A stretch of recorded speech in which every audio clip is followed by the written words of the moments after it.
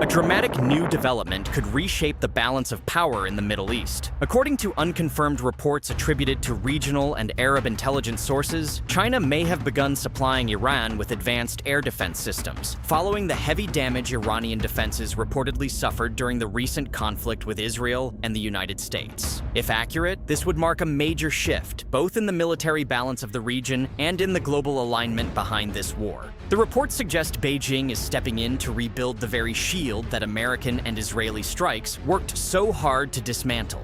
Here is what is being reported. Arab intelligence sources cited in regional media claim that Iran may have received surface-to-air missile batteries from China, in what would be a significant move to reconstruct its air defenses after the recent war. The same reporting alleges that Tehran may be paying for these systems through oil shipments, a barter that would let both sides sidestep the US dollar and Western sanctions entirely. Earlier reporting, months ago, had already suggested that China may have delivered a batch of air defense missiles to Iran, reported at the time as around 400, through a similar oil-for-weapons arrangement. None of this has been officially confirmed by Beijing, Tehran, or Washington, and it should be treated as intelligence claims rather than established fact. But the direction of travel is unmistakable. To understand why this matters so much, you have to understand what happened to Iran's air defenses during the war. Israeli and American strikes reportedly damaged parts of Iran's air defense network, degrading some of its ability to protect its own skies. That is the vulnerability Iran is now racing to close. Rebuilding an air defense grid is not like replacing rifles. It means radars, launchers, interceptors, command systems, and the training to run them, and doing it fast, before the next wave of strikes.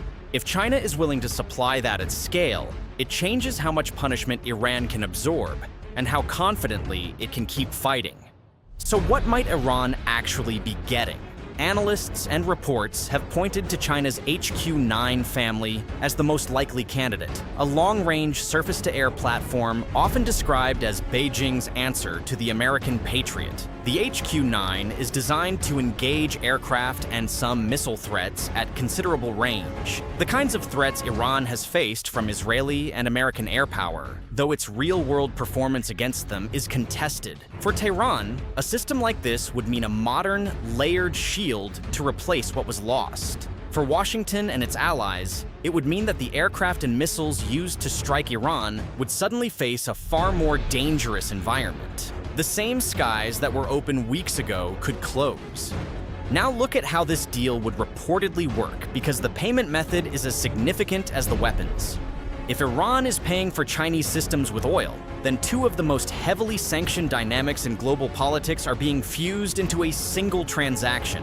China gets discounted energy it needs, Iran gets the air defenses it desperately needs, and neither side touches the US dollar or the Western banking system that sanctions are designed to control. This is the quiet part of the story. It is not only about missiles reaching Iran, it is about a model in which American sanctions simply stop functioning, because the two countries have built a closed loop that Washington cannot reach into. And that is why this is being read as a message from Xi Jinping, not merely an arms sale. For years, China positioned itself carefully in the Middle East, buying oil, brokering deals, avoiding open military entanglement. If Beijing is now rearming Iran in the middle of an active war with the United States, that caution is being set aside. It signals that China is prepared to underwrite one side of a conflict against American power directly and to do it in the open. Every system delivered is also a statement that the era in which Washington could isolate an adversary and strike it freely may be ending, because that adversary now has a superpower willing to resupply it. Step back, and something larger comes into view, and it does not depend on confirming any single shipment. For 2 decades, American strategy treated Iran, Russia, and China as separate problems to be managed one at a time. What this war has done, if these reports are even partly accurate, is push them together into exactly the kind of aligned bloc that strategy was meant to prevent. Russia has its own understanding with Tehran. China buys Iranian oil, and according to these unconfirmed reports, may now be helping arm it. Each of them shares a single interest: limiting American primacy. When Washington strikes Iran, it is no longer striking an isolated state. It is testing whether a coalition it spent years trying to keep apart will hold together under fire. And the early answer, if these reports hold, appears to be leaning toward yes. Now bring it back down to the battlefield, because this is where the abstraction becomes concrete. Every American and Israeli air operation over Iran has depended on one assumption: that Iranian skies could be entered at acceptable risk to hit what needed hitting. Advanced air defenses attack that assumption directly.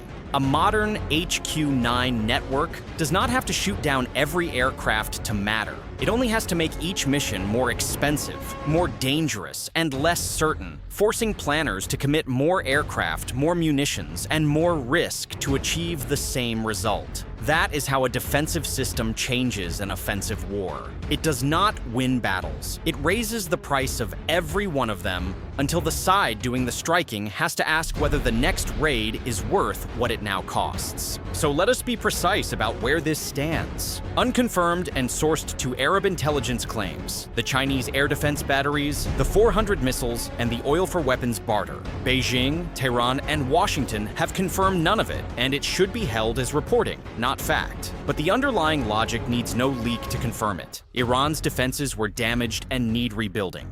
China has the systems, the motive, and the appetite for cheaper oil, and a payment model that bypasses the dollar serves both. Whether the exact number is 400 missiles or 40, the trajectory is the same. This is no longer a contained regional war between Washington and Tehran. It has become a test of whether the United States can still dominate a conflict when a rival superpower decides to keep the other side supplied. For decades, American deterrence rested on the certainty that no one would dare resupply the target. If that certainty is gone, then the most important weapon delivered to Iran was never a missile at all.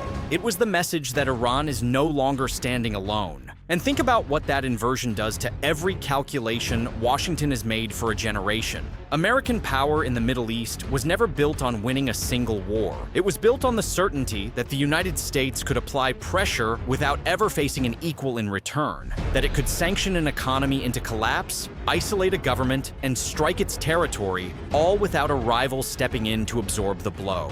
That certainty is the real target here, far more than any radar or runway. Because the moment a sanctioned state can pay for a superpower's weapons in oil the West cannot trace, the entire architecture of economic coercion begins to leak.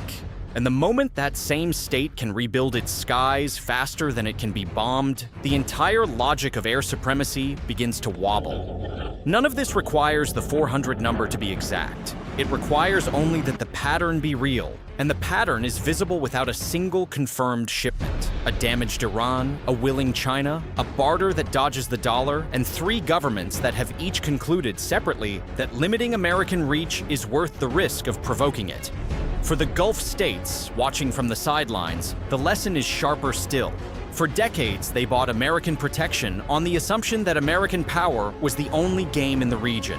If Beijing is now willing to rearm the very country those weapons were meant to deter, then the monopoly that made that protection worth buying is quietly ending, and every capital from Riyadh to Abu Dhabi is recalculating what its alliances are actually worth. That is why this story matters far beyond one arms shipment. Whether the missiles number 400 or 4 dozen, whether they are HQ-9s or something older, the message underneath is the same. And it is a message aimed at Washington as much as at Tehran's enemies. The age of the uncontested strike may be over. The world is watching, and so far, neither side is blinking.